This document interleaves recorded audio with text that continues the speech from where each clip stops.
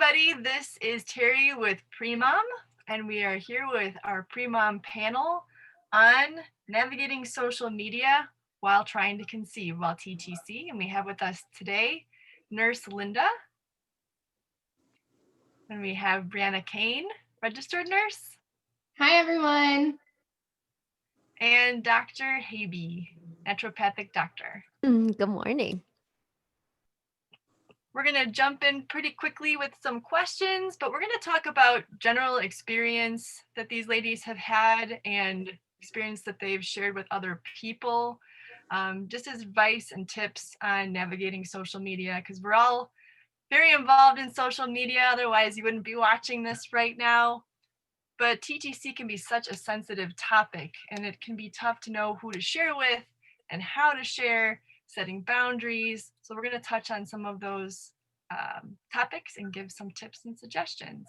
So let's start with Nurse Linda. All right. So I have a lot of thoughts about social media, kind of developed over the years with patients. Of course, we all have thoughts about social media. We all know what goes on with social media, and that's not different in our community. But the two biggest points that I want to make about social media is, one, social media should be there. And again, this is for our trying to conceive community, is there for support for you. And one of the key things about that, it's there for support for you when you want it to be. That's the most important thing. Use social media for support for you. To cry, to laugh, to do whatever, to lend support to you, and for you to lend support to others, obviously. That's the most important. Don't try to get your medical knowledge. Don't try to get medical advice. Don't be Dr. Google.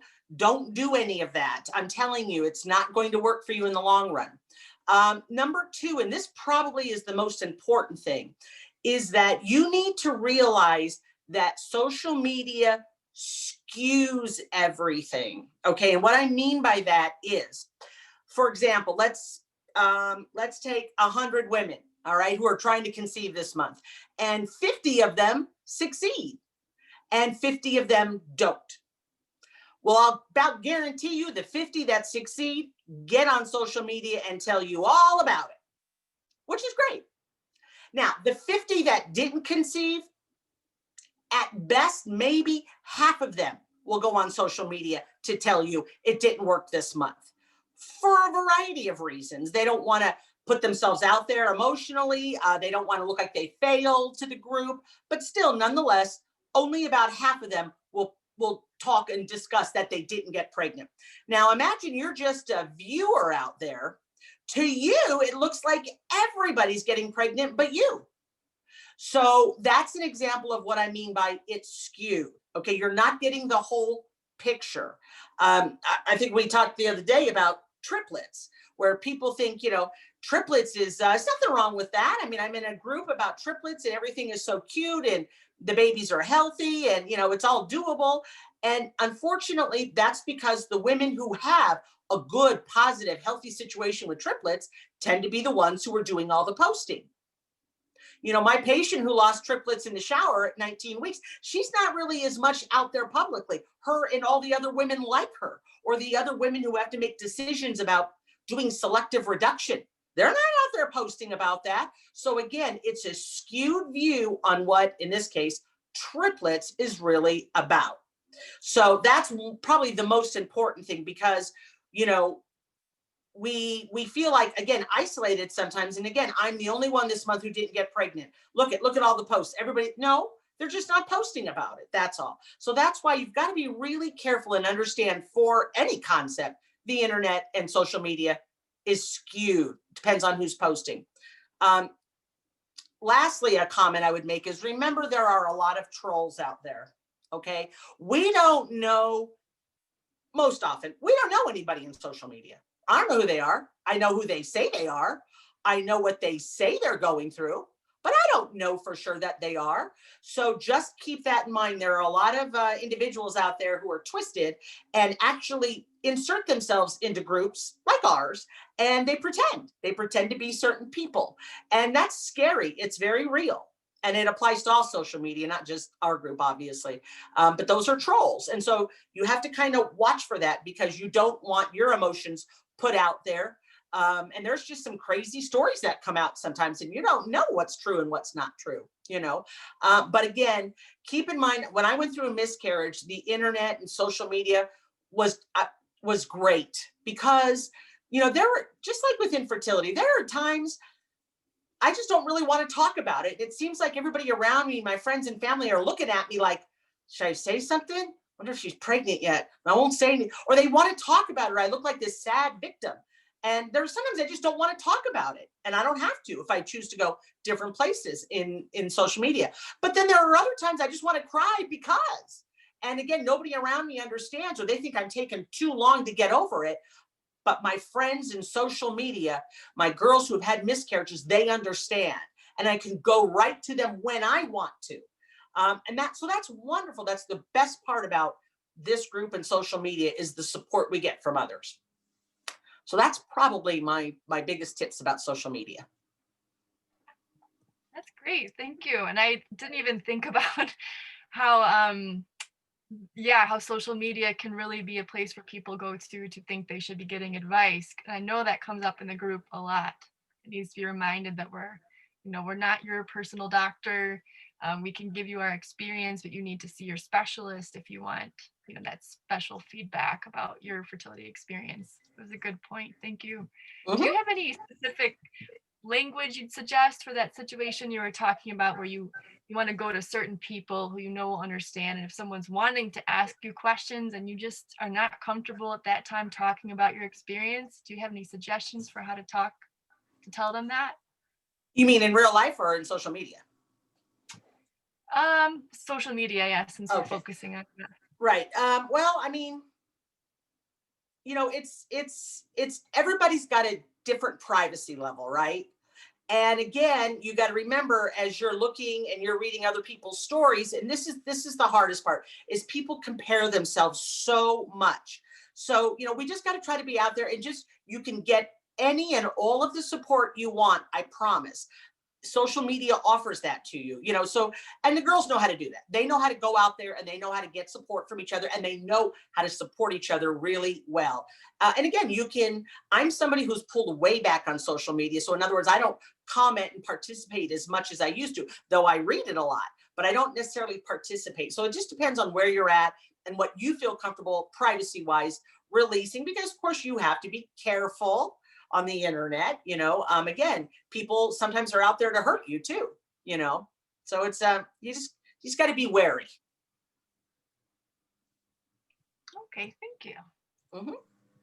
And then let's move to Brianna. What are your thoughts on social media and TTC?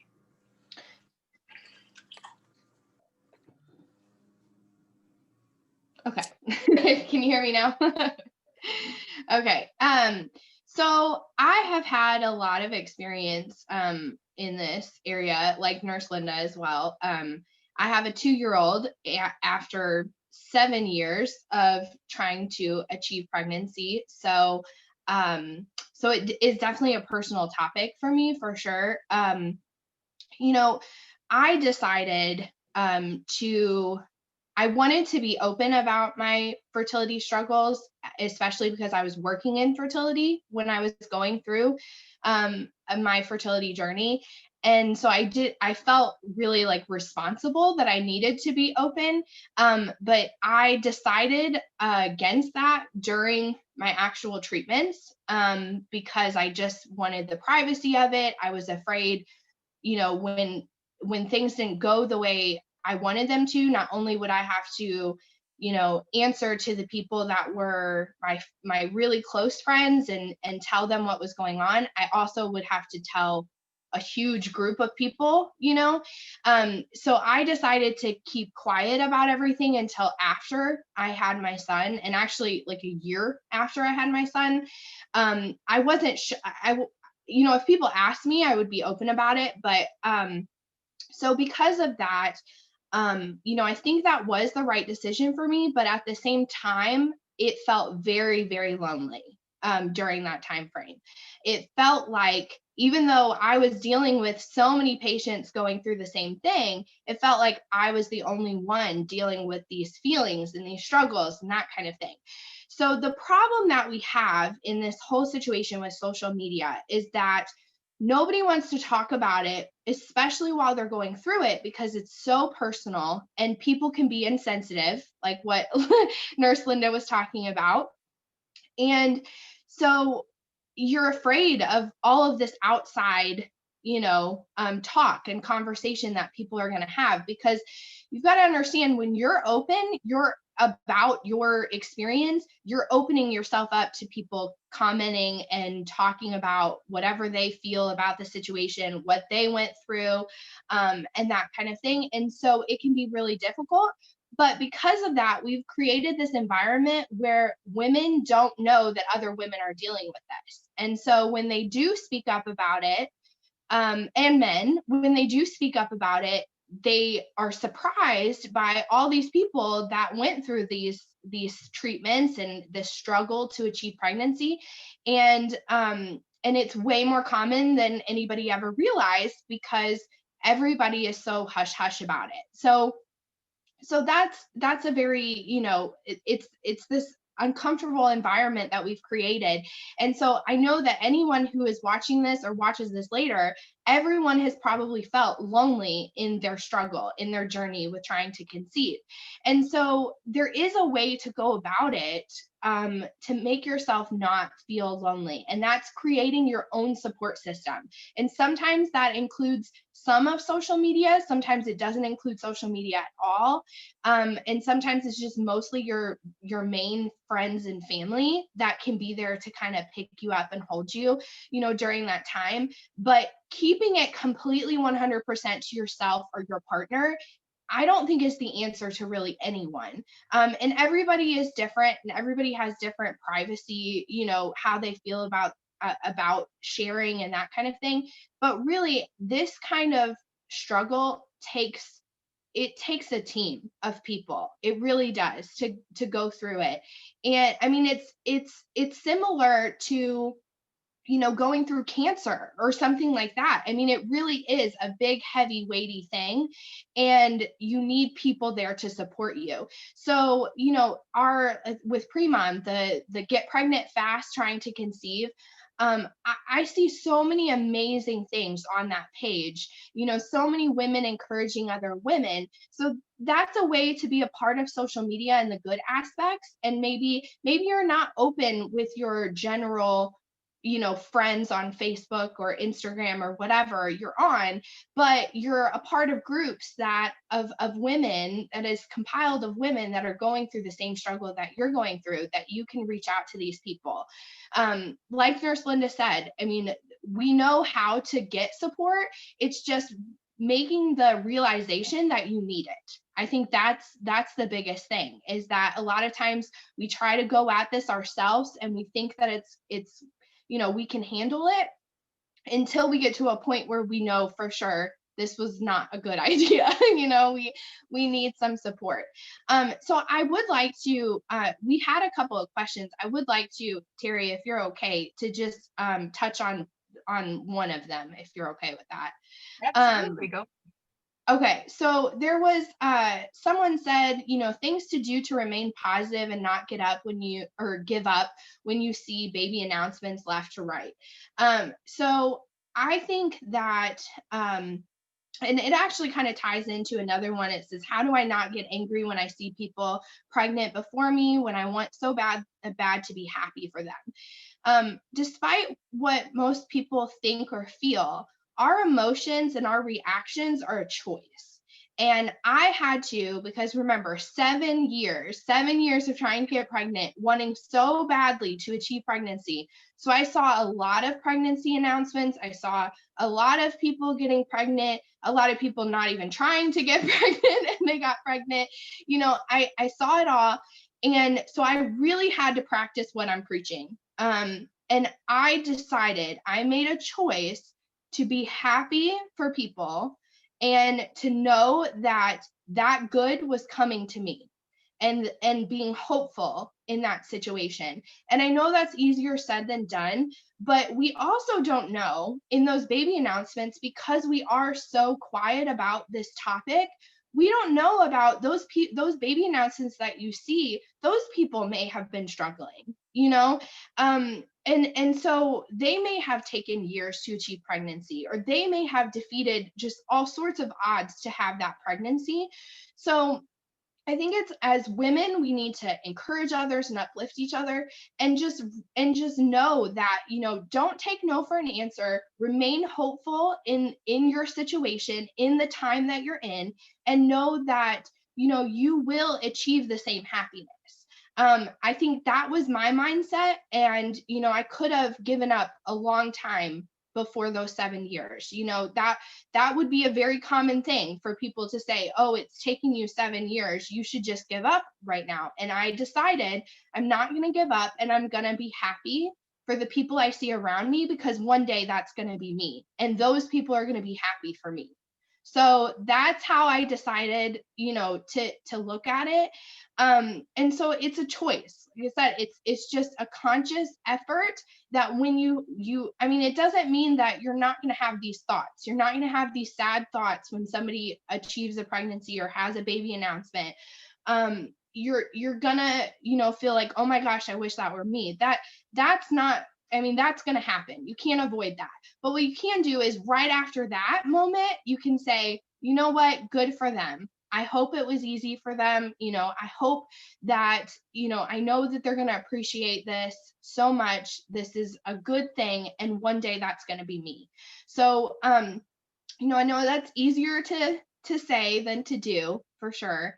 But I think that, you know, it's just taking and making the choice to be positive, and then also, you know, just continuing to remain positive in this situation, remain hopeful.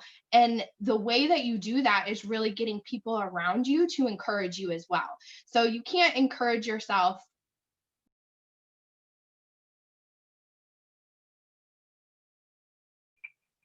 Oh, yeah, I lost you briefly. But while you're figuring that out, I just wanted to comment. Can everybody hear me okay? Yes. Okay. Are you back? I'm trying. Can you hear me? Yes. I can hear you. Yeah, can't see you yet. Okay, sorry. I don't know what happened. Yeah, actually, I wanted to comment on a couple of things, if that's okay, and then just wanted to add on. So it sounds like from talking to you two ladies that the key is to really be strategic, I would say, on how you're going to approach social media during this time, and just have a plan. Like we've talked about having a preconception plan. So I kind of thought about that as I heard you talking, like to have a plan about how you're going to approach social media, who you're going to talk to, how much you want to be involved. It doesn't sound like you're saying that you need to necessarily take a break from social media, which is good for me to hear because we have this great TTC group, but to be in touch with yourself and what your needs are and who you need to go to. And also, what was the other thing I was picking up from what you're saying? I just lost it. So why don't you keep going and I'll remember that other point. Well, yeah, that's great. Absolutely. Having a plan, and, you know, everybody is different. Nurse Linda mentioned that, you know, everybody is different. So what my approach was may not be right for, you know, someone else, or Nurse Linda's approach may be completely different to my approach. So, you know, understanding, you know, recognizing your specific needs are important, and kind of how you react to certain things. And yeah, I don't think that, you know, social media necessarily needs to be completely cut off, because there are so many positive things that can come from it.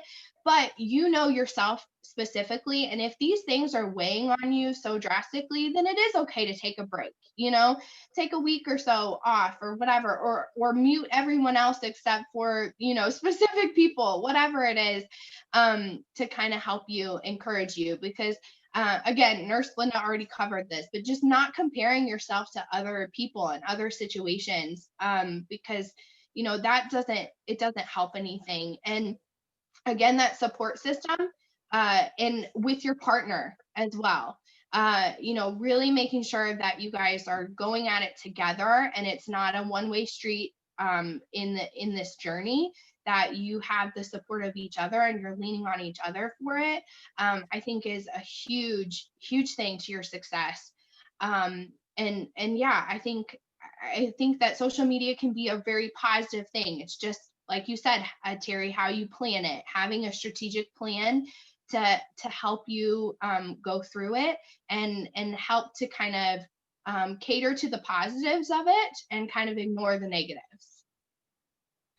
And you think another thing I remembered, thank you, is the sense of like a reality check that you two talked about, particularly Nurse Linda, like what you're seeing is not the whole picture. It's a nice, pretty piece of the picture. Do you suggest maybe having a buddy or someone who can help you get that reality check when you start getting wrapped up in something that isn't real? If there's somebody that you really trust and you can, share things with, I mean, oftentimes it can be a partner. That's a whole nother conversation. But one thing I would comment on is I have to say Brianna is much more centered than I am. I had infertility issues for many, many years. And to this day, when I see a pregnant woman, now I can say I'm happy for them. But I will tell you that when I was going through it, it's not that you're not happy for them. I mean, look, if the lady across the street gets a brand new car, well, I'm happy for her. Yeah, sure. I wish I had a brand new car, but I mean, I'm happy for her. That's because I don't have anything personally invested. So it's not that I'm not happy for the women getting pregnant. I am mourning that I am not. So, because what happens is we get racked with guilt. I mean, if I walk through a Target one more time and see a pregnant belly, I'm going to die. And it's not that I'm, dislike these women or are angry or mad at them or even not happy. I'm angry that I'm not pregnant, and so it's okay to feel that. Just realize that it's not that you're not happy for somebody. That's not it. But it's okay that you can't show that happiness because you really, I mean, the desire to procreate is probably the strongest desire we have. And when that looks like it may not happen for you, and of course that's in your head, that is, like Brianna said, that is some really heavy stuff. So allow yourself to have those feelings. We don't need guilt piled on top of everything else that we're going through.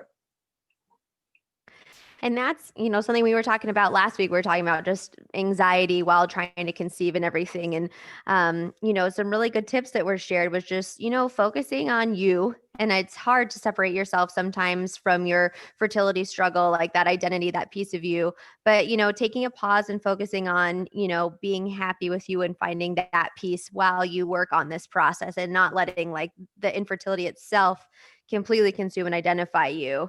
And focus on the thing that are facts, and things that aren't facts are guilt, shame, and fear, right? We see those, we feel those feelings, but it doesn't mean, fears that we have, are not true, or, we should feel guilty for X, Y, and Z. Again, just like Nurse Linda said, we don't need to pile that on, but just focusing on the truths in that process. And whenever I work with people in the preconception process, my clients, we always do, a cleanse and a detox, and especially after people are getting off birth control. But one other thing we do is we clean up your environment. We clean up your home environment, get rid of toxins, but we also focus on, cleaning up your social feed, right? So, muting somebody, unfollowing somebody, again, like Nurse Linda and Brianna said, there's nothing wrong. You can feel happy for them, but not want to see all of it or not want to see any bump dates or anything. So it's okay to mute people and unfollow them for a while. And in fact, I'd strongly encourage you to significantly prune that feed, especially on Instagram, and just let it be a place that's filled with positivity and inspiration. And anytime you see something that's just not sitting with you, don't feel guilty about the fact that it doesn't sit well with you. Mute it or unfollow it and just let yourself be there. You can always go back later, and go back to it. Also, I find people get education fatigue. They're looking for answers. And especially you're looking on like Google and forums for your specific case answer in a Google forum. and you're not going to find it there, so seeking out support and going to the right places, going to one source, somebody that's educated and you feel comfortable can really support you well. Work one-on-one with them and tune the rest out. There's that fight. I'm all about investigation and education and being your own best advocate. Get those second, third, fourth opinions and then settle in and let that person carry you through. Because groups are so great, but also they're not medical experts. There may be some medical experts in the group, but they don't know you and your medical history. So I do encourage you to like find an expert and find that support, and don't quite try to get that from the social media piece. Just use social media for things that make you happy and feel inspired. Yeah, that's just what I would say, piggybacking on you guys. Thank you. I love that.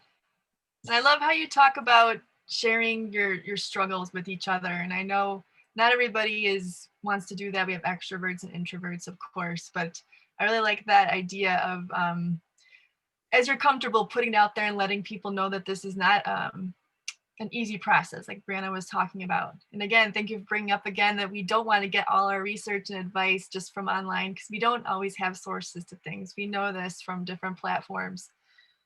And then I also want to just touch on, someone did ask if navigating social media increases stress hormones inherently. The sense I'm getting from all three of you is not necessarily. You just have to be careful about how you engage. Does anyone want to touch any more on that? Or is that pretty much? I would actually argue that it does. Really? You still can get that stress response. But again, it's depending on what you're feeding and every single's personal reaction to that, right? So if you see when you get on your feed, you start scrolling Instagram, are you feeling uplifted? Or are you starting to feel stressed and angry and your heart is racing and your chest is tight? Then you're creating cortisol, you're pumping adrenaline into your body. You're telling your body that it's not safe and your body doesn't want to procreate in a not safe environment. So this is just another piece of your world that you may not perceive it as a direct stress, but you need to make sure you are bringing awareness to that and eliminating those pieces of stress. So that would be stress that like makes you really upset. Like, 'cause I know there's the kind of adrenaline stress from like getting those likes and things like that, but is that kind of a different, that's unrelated? Sure, absolutely. And I always say, whether it's any sort of stress, even including like exercise can be a huge stress on your body. You think you're crushing a Peloton workout or going to a spin class, but you feel like crap after it. That actually is a stress on your body, and that affects your brain, your adrenals, and your ovaries. That affects the way everything communicates. So this is just another extrapolation of that, essentially. Awesome. Really interesting. Thank you. I think we've covered everything then about the questions that we've been asked. Any other thoughts as we were talking that came up for any of you ladies? Any last tips for those who are watching? I think one of the things that we mentioned talking about earlier was, how do you share it? And how do you share you're trying to conceive, or if you do find yourself pregnant, when do you share about it, and how do you share about it, and that kind of thing. So Right. yeah, and so I did want to touch on that real quick, and if anybody else wants to jump in too, because I think that's a really important discussion, because if you're someone who has been through the trying to conceive journey and dealing with social media, that it can be a tough thing to go through. So I think being aware that there's probably looking eyes that you don't know about that are also struggling, and so kind of being sensitive to that is a good idea, but that doesn't mean you can't share and that kind of thing. And I do think that there are some aspects that are fun to kind of keep to yourself when you do find yourself, pregnant.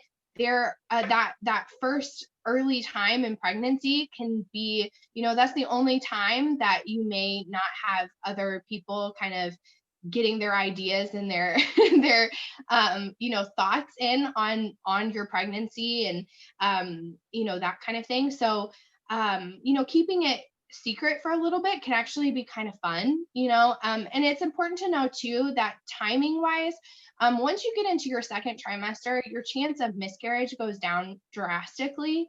So, so it is sometimes, I think that's a topic that a lot of women feel about, is that, they've had such issues trying to get pregnant. And then once they do, you know, basically they're scared that something's going to go wrong because their journey has been so hard up until that point. I think that's all women, but especially women who are trying to get pregnant and having such a journey with it.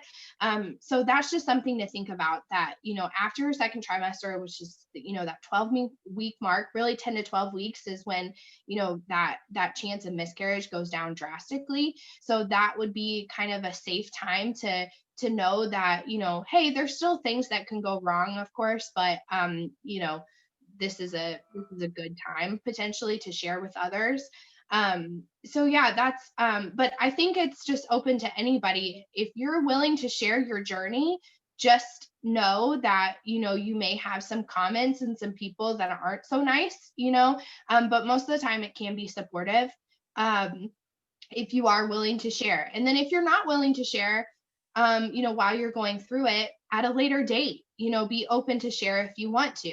And like you said, Terry, there's extroverts, there's introverts, so everybody's different.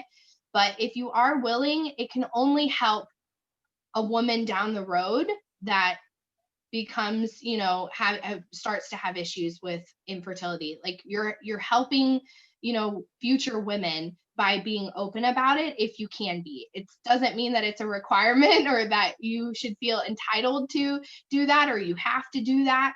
But just know that you're helping people that were in your same situation if you do decide to be open about it. Because every time I, share a pre-mom video or share my own experience, I get private messages every single time from people who are saying that, they're struggling with it and I had no idea, because on social media, everybody's life seems perfect because no one posts, the crappy stuff, the stuff that's the struggles and that kind of thing. So, so just know that when you're looking at other people's social media and it looks perfect, it's not. No one's life is perfect. But, being open to share if you are willing, I think can only help this taboo conversation that, it seems to be having. And also with men as well. I know we talked about male fertility on Monday, but, encouraging conversations between males as well, I think will help get this out in the open as well. Great, thank you. Yeah, I heard that from you ladies, that it's important to not feel like you're alone in whatever you're going through, whether you choose to share or not. Any other last thoughts?